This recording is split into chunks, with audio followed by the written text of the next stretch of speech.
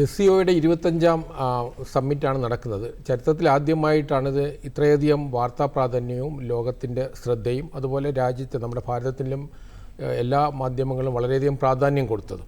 കാരണം അതിന് പ്രധാനമായ കാരണം അമേരിക്ക തുറന്നുവിട്ട് അല്ലെങ്കിൽ അമേരിക്ക ഇന്ത്യയോട് മാത്രമല്ല ലോകത്തിലേതാണ്ട് 100ഓളം രാജ്യങ്ങളിലോട് പ്രഖ്യാപിച്ച ഒരു താരിഫ് വാറുണ്ടല്ലോ, അവരുടെ യുദ്ധം, അതായത് ചുങ്കം ചുമത്തിക്കൊണ്ടുള്ള യുദ്ധം. അതിൽ ഇന്ത്യയെ സംബന്ധിച്ചിടത്തോളം 25% പിഴ ചുങ്കം കൂടെ, അതായത് നമ്മുടെ പരമാധികാരത്തെ ചോദ്യം ചെയ്യുന്ന തരത്തിലേക്ക്, നമ്മുടെ അന്തസ്സിനെ ചോദ്യം ചെയ്യുന്ന തരത്തിലേക്ക്.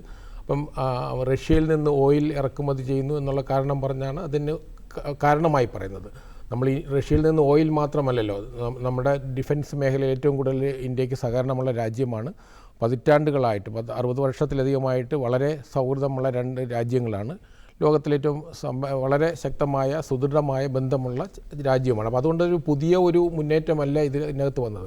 പക്ഷേ ഈ സമ്മേളനത്തിൻ്റെ ഒരു പ്രത്യേകത, ഒരു ഭാഗത്ത് ഉക്രൈൻ വാറിനെ തുടർന്നുണ്ടായ ലോക സാഹചര്യവും അതിനെ തുടർന്ന് റഷ്യയ്ക്കുണ്ടായിരുന്ന ഒരു പരിധിവരെയുള്ളൊരു ഒറ്റപ്പെടലുണ്ട്.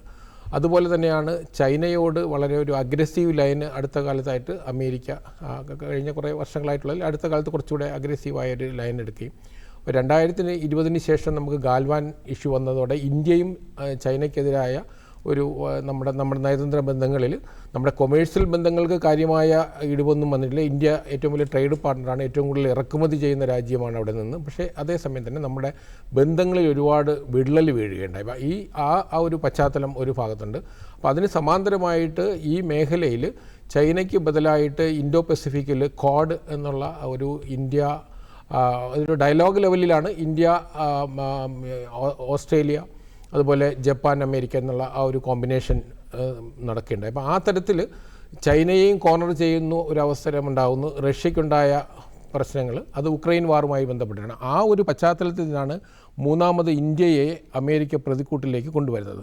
അപ്പോൾ സ്വാഭാവികമായിട്ടും ഈ സമ്മേളനത്തിൽ നമ്മൾ ആദ്യം പ്രതീക്ഷിച്ചതുപോലെ അമേരിക്കയിൽ നിന്ന് ഇത്രയും ഒരു ശത്രുതാപരമായ നിലപാട് ഇന്ത്യക്ക് ഉണ്ടാകുമെന്ന് നമ്മളാരും പ്രതീക്ഷിച്ചില്ല. മാത്രമല്ല അമേരിക്കയുടെ പൊതുജനാഭിപ്രായവും ഇന്ത്യക്ക് അനുകൂലമാണ്. ഇപ്പോൾ നിലവിലും അമേരിക്കൻ മാധ്യമങ്ങൾ, അമേരിക്കൻ വിദഗ്ധർ, ഡെമോക്രാറ്റ്സ്, മുൻ പ്രസിഡന്റ് ഒബാമ ഉൾപ്പെടെയുള്ള ആൾക്കാർ ഇന്ത്യക്ക് അനുകൂലമായി ഇന്ത്യയെ ഒരു ശത്രുപക്ഷത്ത് നിർത്തുന്നതിനെതിരാണ്. അപ്പോൾ അതുകൊണ്ട് തന്നെ നമ്മളും ആദ്യം ഇതൊരു ലൈറ്റായിട്ടാണ് എടുത്തത്. പക്ഷേ പിന്നീടാണ് നമ്മൾ മനസ്സിലാക്കുന്നത് ഇത് വളരെ തെറ്റായ രീതിയിലേക്ക് പോവുകയാണ് എന്നുള്ളത്. അപ്പോൾ സ്വാഭാവികമായിട്ടും ഒരു ബദൽ എന്നുള്ളത് ഞാനൊരു ശാശ്വതമായ ബദലെന്ന് പറയുന്നത്. കാരണം അന്താരാഷ്ട്ര ബന്ധങ്ങളിൽ അങ്ങനെ പെർമനൻ്റ് ശത്രുവോ പെർമനൻ്റ് മിത്രമോ ഒന്നുമില്ല.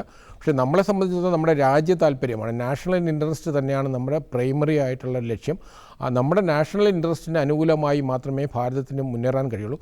നമ്മുടെ നേതൃത്വം, നമ്മുടെ പ്രധാനമന്ത്രി ആ തരത്തിലേക്ക് അവസരത്തിന് അനുസരിച്ച് ഉയരുകയും നമ്മുടെ ഇതുമായിട്ടുള്ള ബന്ധം, ഇപ്പോൾ SCO എന്ന് പറയുന്നത് ഏതാണ്ട് 10 അംഗരാജ്യങ്ങളുള്ള ലോകത്തിലെ ഏതാണ്ട് 42% ജനസംഖ്യയെ റെപ്രസെൻറ്റ് ചെയ്യുന്ന, അതുപോലെ സമ്പദ് വ്യവസ്ഥയുടെ ഏതാണ്ട് 1/3 വരുന്ന ഒരു സമൂഹമാണ്.